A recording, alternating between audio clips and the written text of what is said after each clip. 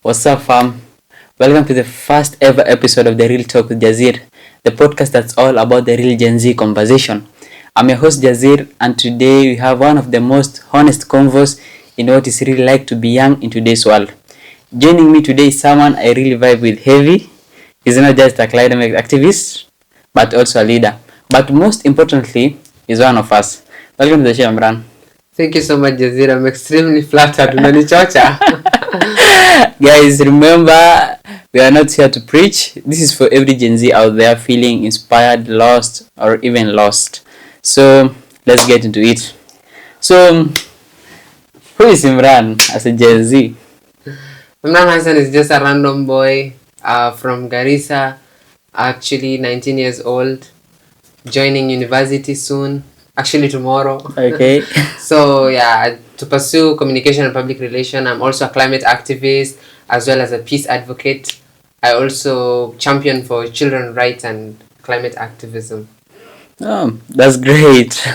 Okay, Imran, people know you the laughing Imran in TikTok, So, can you tell us, your background, your background life? How was your background life? What does it look like?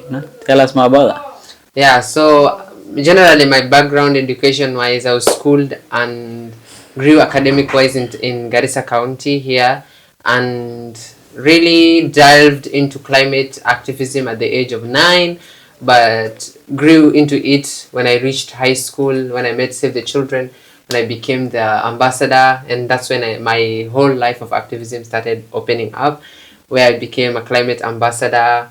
And life just took the toll. Yeah. Okay, Ems, and I call him Ems, by the way. Yeah. So Ems, people know you as Omran, the famous Omran, the famous climate activist, but people don't know the pressure you grew up with. Yeah. Can you share the pressure you grew up with as a Gen Z, maybe as a young person? Yeah, I'd say there's so many pressure from the society. For example, you've seen that video where I was saying Yeah.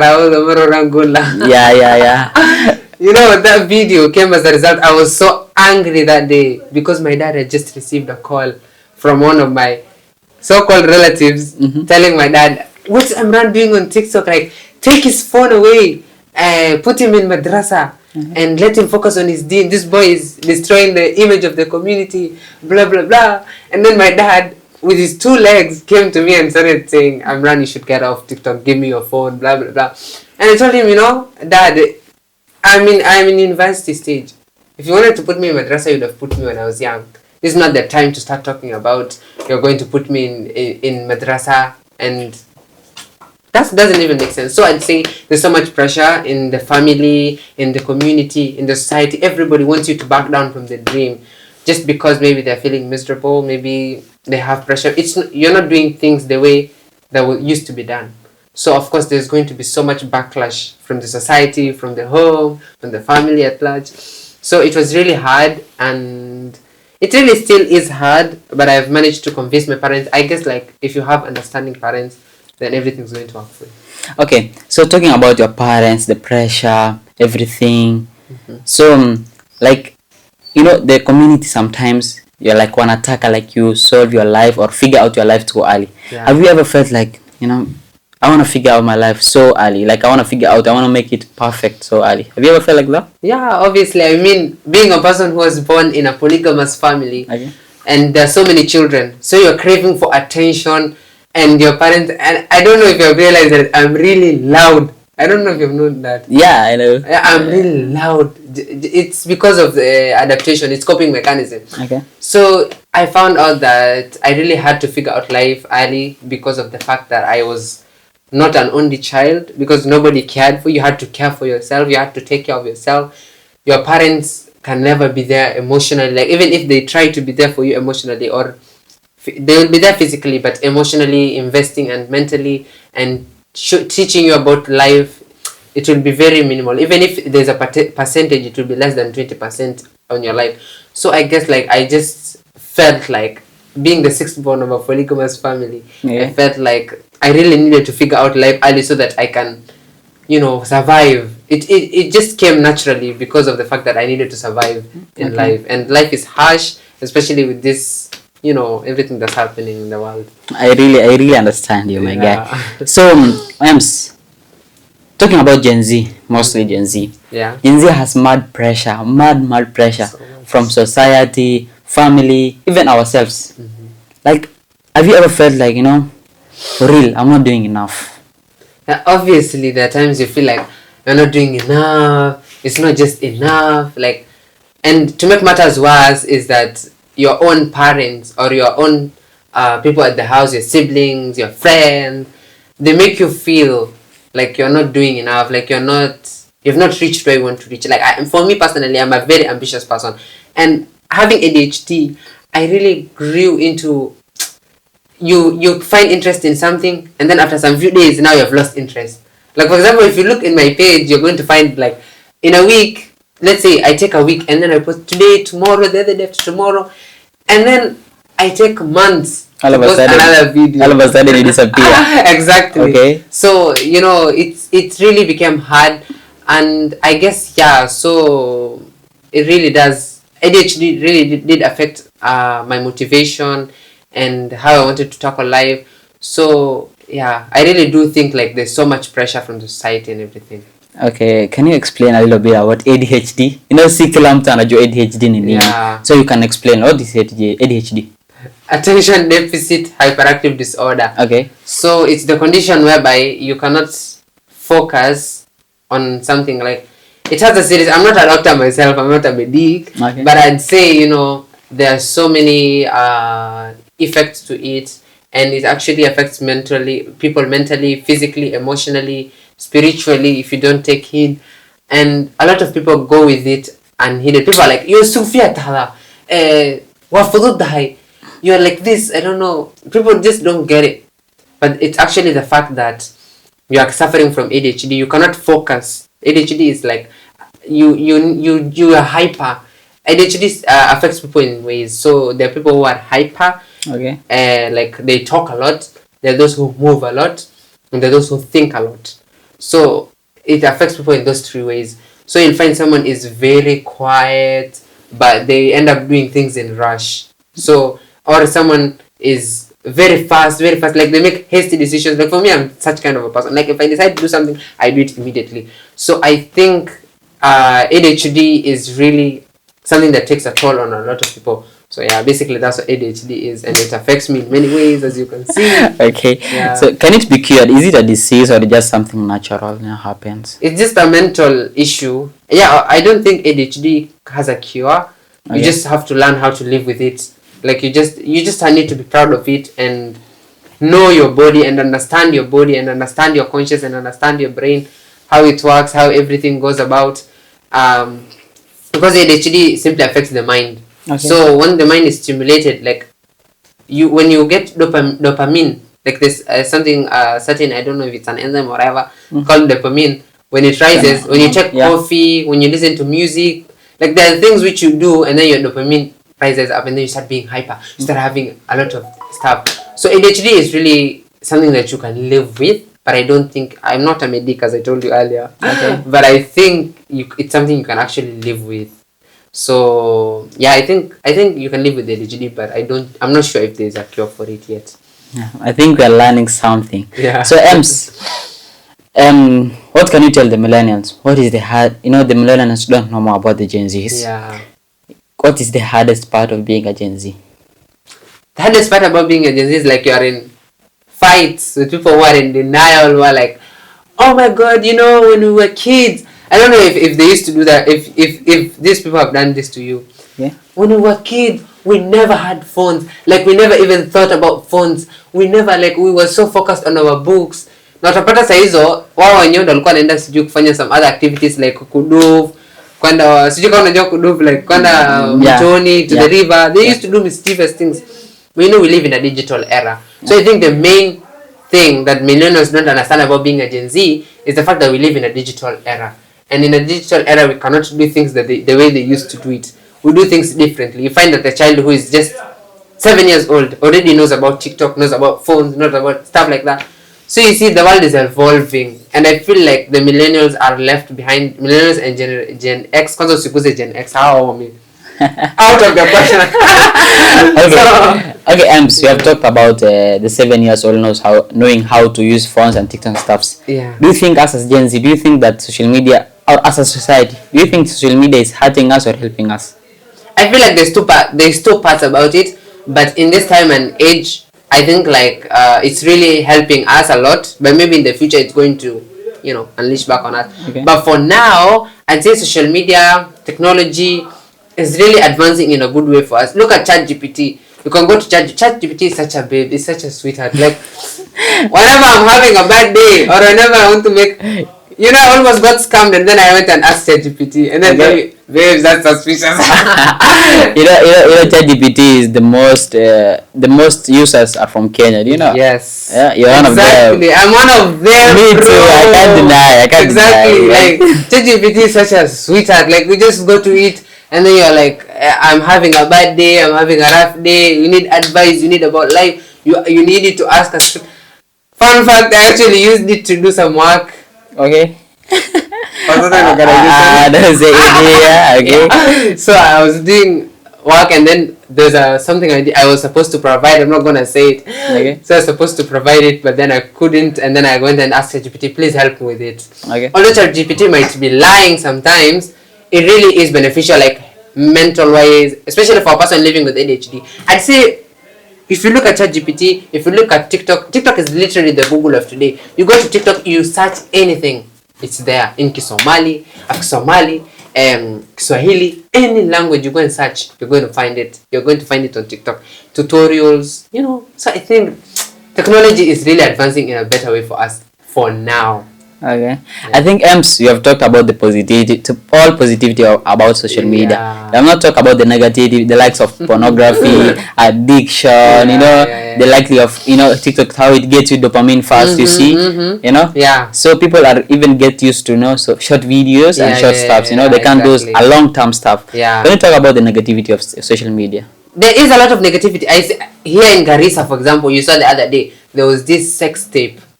Okay. That was trending about, I don't know, it was one guy and two girls, okay, who are underage, and then these children are being used in pornography videos, or they're doing it themselves because they think it's cool. So I feel like there's a lot of impact from the Western media, because these kids, obviously, whatever they're doing, they must have seen it somewhere. So they've seen it somewhere and then they think, oh, this is nice. Whatever the West are doing, like it has really degraded the morals of people if you look at technology. But this cannot hinder the fact that social media is really positive for us for now, as I said. But obviously every cloud has a silver lining. Okay, yeah. So the Kikuyu part of me is coming. Okay. So as I was saying, the social media part really has some really negative things which, if not checked, can be really, really, really damaging for the society. Things like pornography, cyberbullying, scam, guza hii link, kind of stuff. What can you tell people who do bet? You are gambling, like literally gambling. First of all, if you are a Muslim, gambling is haram. Okay. You know that. Okay. And then even if you're not a Muslim, once you start gambling, you're going to miss it. Like it's going to be an addiction. Like you want to keep doing it. You're hoping you're going to win. But in the end, maybe whatever you have wasted, your time you have wasted, you could have done something much more important. Maybe you will get some money, but it's not as enough as the one that you're going to waste in that. So I'd say, for me, I can't say I have never betted. I have betted. Yeah. Sometimes. It's tempting. You know how you play you use only 5 bob, Yeah. and the whole amount comes to 1 million and stuff like Exactly. that. So like it's really addictive. Exactly. Yeah. But there's even someone who won 235 million, I think, something like that from Sport From Fest. 5 bob. I know it was a jackpot, I think. I don't know how much he placed, but I saw it on a Nairobi gossip social media. Bro. The guy just won 250 or 300 M. Bro, that guy doesn't even need to work. Wow. But look at the negativity of that side, there are so many people even committing suicide because of that stuff, losing people. Some other students, even comrades in university, place their school fees, to betting, because that thing is very tempting. Once when you are playing, it is like, you place 20 bob and the full game of amount, maybe you pick 20 games, and at the end of the day they tell you you win 20 million. So it'll be like every day trying to get that stuff, which is not coming. So at least people should, I think, work and find this. People should rethink about it. Exactly. Okay, let's talk about dreams. People tell you to chase dreams, but no one tells you how to chase dreams when you have no money, no support, no rich relatives, and life is just hard. So what does someone need to do when someone tells you chase your dreams? I say it's true. There are a lot of people on social media nowadays who are like, I don't know if you've seen those videos, where they're like, how they were pretending to be, they were mocking motivational speakers. When I was young, I couldn't walk for 2 years. When I was young, I couldn't open my eyes for like 6 months. So you see, those kind of things, bro. So I don't think you should take motivation from social media. You should just learn from social media. There's so many things to learn from social media. So exactly, as you're saying, dreams. So there are a lot of people who will tell you chase your dreams. Don't give up on your dreams. Don't give up on your goals. Have goals, but nobody really sits down and tells you to what goals. How do you go about it? How do you even dream? For you to chase your dreams, you need to have a dream first. If you don't realize what dream you have, how will you even start chasing something that you don't even know? It doesn't even make sense. So I'd say you just need to figure life on your own. You just need to sit down and analyze how do you see yourself in 10 years? What do you expect? What impact do you want to create? Who do you want to be? And then you start making goals. You start analyzing how you're going to achieve it. So I'm not a motivational speaker, msinikujie. No, but it's just pure facts like that. Exactly. So Okay, Ems, have you ever had a dream or had a goal that failed, and as per you pursuing that goal, have you ever wanted to quit? For real, like, I'm done with it. Sitaki kuifanya at all. I cannot continue doing it. Have you ever felt like that? Have you ever experienced that during your lifetime? Yeah, a lot of times. But the main one, I'll say the main one. Okay. So I really wanted to be a chef when I was younger. Okay. And then, there was so much backlash from society. What made me fail in becoming a chef was the fact that I wanted to do social media by chefing. But then I failed because of the fact that I did not have the ingredients. I did not have the platform. Because my mom's like, you're wasting fuel. You're wasting, the fuel, the charcoal. Yeah. You're wasting the charcoal. Because I used to love baking cakes. I used to love cooking. Bro, if you'd wake me up in the middle of the night and tell me, man, come and make me a dish, I would rise and run to the kitchen. Pure passion. Exactly. Okay. But then my dad was like, so much negative from the side, like, are you a woman? Why are you entering the kitchen? Blah blah blah. So Okay. there was so much negativity. But then I decided I was not gonna give up on it. But eventually I just had to give up on it because of lack of ingredient, lack of a platform, I was just demotivated, and that was my first dream, but then it shattered. But I'm hoping in future it's going to rise again. But for now, I'm really focusing on other things. So yeah, I really do know how it feels like to fail and quit. Actually deleted my social media sometime back when I was in high school. Mad pressure. Exactly, yeah. Okay, Ems, how do you stay motivated? Because there are some people, like you feel like I'm down, you just go to YouTube, see some motivation videos, you don't annotate. Yeah, exactly. they just listen to annotate, then they be motivated for some few times. Do you think discipline is more important than motivation? I'd say yeah. Me, first of all, that guy called annotate. Remember when you used to argue in high school? I used to support that guy 100%. You still support him? Yeah, no now. But I used to, because he was talking like about real facts about men. Okay. But somehow he started talking bad about women, and women are like our mothers, our sisters, our everything, and our future wives too, and our future daughters. Yeah. So when he started talking bad about women, I say like, F off, bro. That's my material. No, for real. Okay. No, it's for real, but Yeah. it can't be like, doing women bad and still supporting you. Exactly. But sometimes you used to talk about real facts about men, how to stay focused and everything. But you started to talk about... I totally get your point. So, I think discipline is much more important compared to motivation. Because you get motivated. For me, motivation will never, ever work for me. Like, if you come to me today and motivate me and tell me, unimotivate, yani ni kwetu nataka kufanya kitu. The following morning, bro, hata see after a week, me the following morning, I'm a different person. I'm not even the person who you are motivating. Because... like inaingia hapa kutoka na siku nyingine. Okay, I will be motivated for the time. I'll make goals, I'll make timetables, but I will never fulfill with them.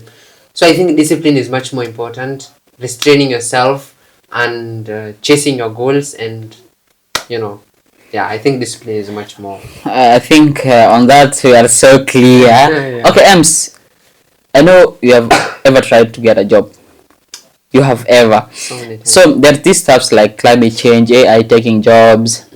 What is the most issue affecting you right now as a Gen Z, or anyone as a Gen Z who wants to get a job at the current world? I'd say the biggest ill is corruption. Okay. There is corruption like everywhere. You go to like Kenya, for example, where we live, is like among the most corrupt countries in the world. Like jana tu ama leo asubuhi tulikuwa tunatoroka and do the guy. He was actually a Gen Z. I think he was 30, in his 30s. Okay. So imagine this is a Gen Z border.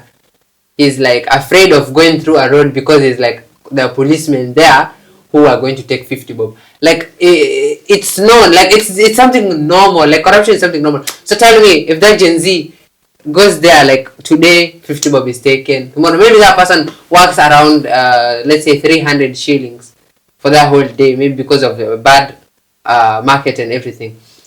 Already 50 bob is out of the line. And then maybe let's say there's food, there's everything that's needed. Let's say the biggest challenge that's facing us as Gen Zs is corruption, and the fact that millennials and Generation X's are still holding on to job opportunities. Like they just can't take the idea of us taking up opportunity, and the fact that we are always underestimated. They're like, oh, this person is just, a Gen Z, can't work, they're lazy, they're everything. They don't know that we have the digital know-how and we have the skills, but we have it in a more fun way of how to exhibit our skills. Okay, Ems, you've talked about the Gen Z, the millennials, having a bad, negative thinking about the Gen Zs. And so, thinking about that, do you think Gen Z will lead the next revolution? Obviously, Gen Zs will definitely lead the next revolution. But the fact is, like here in Northeastern, Gen Zs ni waoga. They're so afraid. I don't know what you're afraid of. Like, tell them. Yeah. I'm one of them. Why are you afraid? I ain't afraid. Okay. I ain't afraid. Even me, I'm among them. We are afraid. Okay, let's say we are afraid. I think most of the Gen Z in Garissa are not mostly politically involved. Yeah. If they were, I don't think even they are most affected, like the Gen Z of the the down Kenya people. But if they were affected that much, I think they could have raised their voice. Yeah, exactly. But because in Garissa, I don't know. Honestly, talking about Gen Zs in Garissa, you can't even promote their businesses. For example, the one who you are trying to do podcast with. Yeah.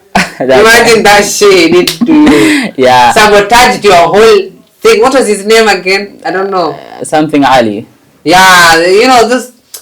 Like they are trying to sabotage the whole thing. So tell me, how will that kind of a Gen Z lead a revolution? They're still conning people. You know what I'm saying? So those kind of conmen are the ones who are hiding behind Gen Zs of Garissa. So they'll be spreading ill things about like you shouldn't be involving yourself in political stuff. Just stick to your lane. Just look for a job. But I think the Gen Zs will lead the next revolution, but not here in Northeastern. Because judging from the pace we are moving, we are really very slow. We need to come up, learn about the geographical stuff about ourselves and about we should compare ourselves with other Gen Zs in other parts of the country. You have seen other leaders in other parts of the countries are sweating with fear from Gen Zs. by hearing all this, and they just know, oh, I'll just call their dad. Oh, I'll just call. They should know that, you know, Gen Zs here in Garissa and Northeastern are actually independent, tribeless. You know, I really feel demotivated when I see those Gen Zs, fellow Gen Zs, running across the street holding flags. I don't know, this thing that they do. No, that tribal shit. Tribal shit. Wearing, I don't know, flags on their hand. Bro, people are so behind. If you're not wearing a Kenyan flag. But that thing is very, very, very frustrating. How, man? How? We're in the... What the hell? Like, how? 21st century. You're a Somali. Why should you put our stuffs which will... You see, it will break us as a society. Exactly. Stop, you know. Tribalism shouldn't be promoted at all. Exactly. If we are celebrating as all Somalis, yes. Why should you put Somalis? Actually, I don't know. This is our day. This is our certain day. This is our certain day. I don't feel it. Like if you feel like you should do that, then I don't think like you're supposed to be. Yeah, you know, back at the days, people used to celebrate. Yeah. But nowadays, when people celebrate, you know, they're celebrating to make it like their tribe to look more better than the other tribe. You see? Yeah. Which will bring more chaos, conflicts, you know, and you know there will be no unity at all. Exactly. Somalis should be united. If you are celebrating, you have never heard about a Kikuyu stuffs. I've never heard a Kikuyu day. Okay. I don't know Mukamba day. Even if they have, it's Kikuyu. Yeah. It's Luo. It's Kamba. If it should be Somali, it should be Somali. If it should be Borana. Exactly. Why should we divide the Somalis into how many tribes? Exactly. Which will not even get anything. By the way, not just even about Somali. Have you ever had, just leaving the Somali community? Okay. Even the Boranas, they never divide themselves. They are united, like I'm a Borana. But then if you look at Somali, they judge their own selves. They discriminate against their own selves, and they don't promote themselves. So I think like tribalism, among other things, are the things which will cause Northeastern Gen Zs not to be in revolution. But yeah, the next Gen Zs will do it. That's very true. Okay, so Ems, I think we should go to the quick and fire questions. Okay, love this. Okay, so TikTok or YouTube? Quick ones. TikTok, obviously. YouTube pays more. Okay.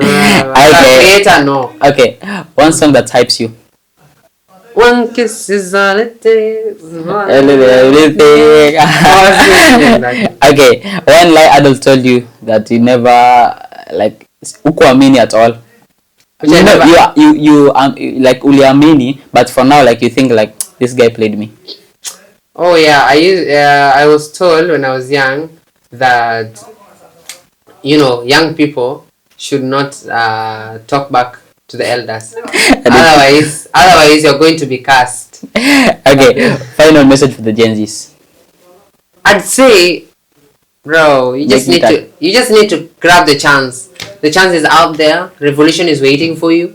Rise up. Stop being a tribalist. And, you know, yeah, just be united, and inshallah we're going to lead the next revolution. Love you all. Like, share, subscribe to this channel. See you in my page. Thanks, Ems. I think we have had a wonderful session. I think we'll be able to have another one. Have a safe journey tomorrow. I know you're going to uni. Yeah. Say hi to everyone there. And everyone there, don't forget to subscribe, like, share it to everyone, and let's meet next time. Gracias muchachos. Alaikum salam wa rahmatullahi wa barakatuh. Goodbye.